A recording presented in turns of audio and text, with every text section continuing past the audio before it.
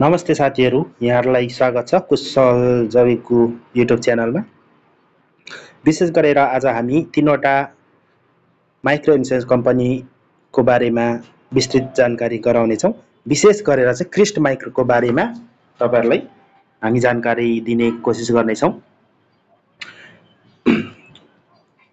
पहिलो पटक तपाईको मिनी माइक्रो इन्सुरेन्स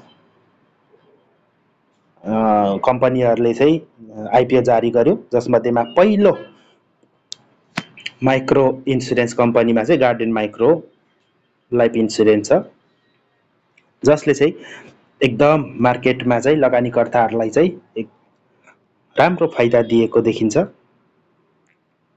र त्यसपछि दोस्रो माइक्रो इन्सुरेन्स कम्पनीमा चाहिँ नेपाल माइक्रो इन्सुरेन्स कम्पनी र तेस्रोमा चाहिँ क्रेस्ट माइक्रो लाइफ इन्सुरेन्स कम्पनीले सर्वसाधारणहरूको लागि आइपिओ जारी गरेको छ। विशेष गरेर गार्डेन माइक्रो लाइफ इन्सुरेन्सको ओपनिङ रेन्ज चाहिँ 301 रुपियाँ थियो भने नेपाल माइक्रो इन्सुरेन्स कम्पनीको ओपनिङ रेन्ज चाहिँ तपाईको 302 रुपियाँ 3 पैसा थियो र क्रेस्ट माइक्रो इन्सुरेन्सको ओपनिङ रेन्ज चाहिँ तपाईको बजारमा कारोबार भएको दिन चाहिँ 302 रुपियाँ 5 पैसाले भएको थियो। र यही तुलनात्मक हिसाबमा हामीले तुलना गर्ने हो भने पनि क्रेस्ट माइक्रो लाइफ इन्सुरेन्सको चाहिँ ओपनिङ रेन्ज अरु यो दुईटा माइक्रो इन्सुरेन्सहरु भन्दा चाहिँ राम्रो देखिन्छ। र यसले के पनि भनेको छ भने जस्तै क्रेस्ट माइक्रो लाइफ इन्सुरेन्सले चाहिँ यसको नेट अर्निङ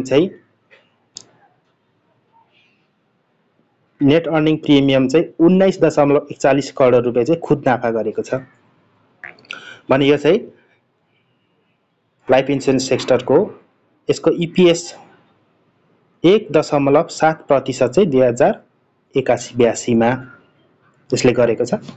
यसको रिपोर्ट आएको छ र यसको बजार पुँजीकरण भएको रकम चाहिँ 15 अर्ब 23 करोड 77 लाख 50 हजार चाहिँ यसको बजार पुँजी हो, बजारीकरण उसको पुँजी हो। र यो कम्पनीको बारेमा तपाईहरुलाई जानकारी गराउँदाखेरि चाहिँ आज कारोबारको 20औं दिनमा चाहिँ पर किता यसले 2031.7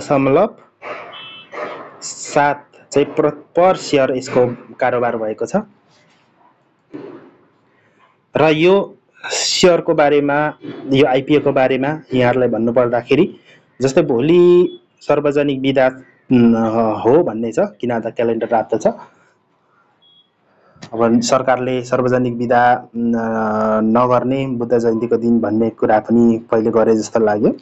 तर जे होस्, भोलि मार्केट खुल्छ खुल्दैन, खुलेछ भने ठिकै छ, खुलेन छ भने पनि पर्सि फेरि मार्केट खुल्ने छ। विशेष गरेर चाहिँ यो शेयर प्राप्त गर्नुहुने यहाँहरु महानुभावहरुले चाहिँ यो शेयर अझै एक हप्ता होल्ड गरौँ, एक हप्ता पछिको नतिजा कस्तो हुन्छ त्यो पछाडि मार्केट हामीले विचार गर्नुपर्छ। लगभग यो शेयर चाहिँ यसले चाहिँ राम्रो आमदानी दिन्छ भन्ने हाम्रो बुझाइ छ। किन भन्दा अरु कम्पनीहरु भन्दा यसको चाहिँ तपाईको क्यापिटल अर्निङ र तपाईको चाहिँ नाफा देखि लिएर चाहिँ हरेक कुरा ईपीएस यसको बुक भ्यालुहरु पनि अति नै राम्रो छ। र यो कम्पनीबाट हामीले कतिसम्म लाभ लिन सकिन्छ भन्ने कुरामा चाहिँ तपाईको लगभग हामीले पर किता 3000 भन्दा माथि जान्छ कि भन्ने पनि छ।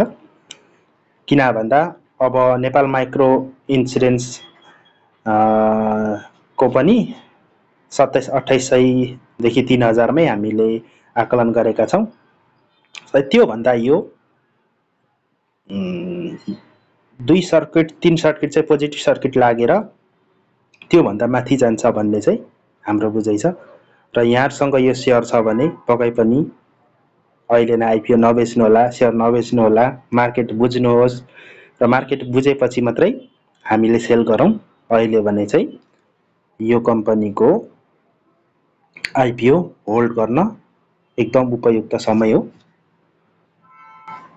विशेष गरेर चाहिँ अहिले लगभग हालसालै कुनै पनि आइपिओहरू जारी नहुने भन्ने कुराहरू पनि मार्केटमा छ।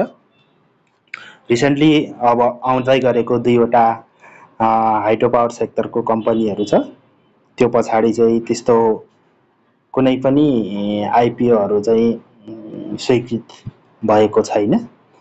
त्यसले गर्दाखेरि पनि मार्केटमा अब लगानीकर्ताहरू चाहिँ झुमिन्ने यही 3 वटा कम्पनीमा देखिन्छ। र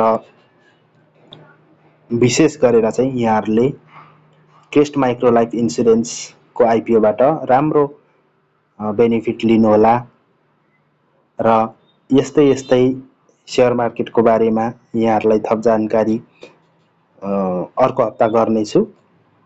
र यो भिडियो हेरेपछि तपाईहरुले च्यानललाई सब्स्क्राइब गरिदिनु होला, लाइक गरिदिनु होला भन्दै अहिलेलाई म तपाईहरुबाट छुटिन चाहन्छु।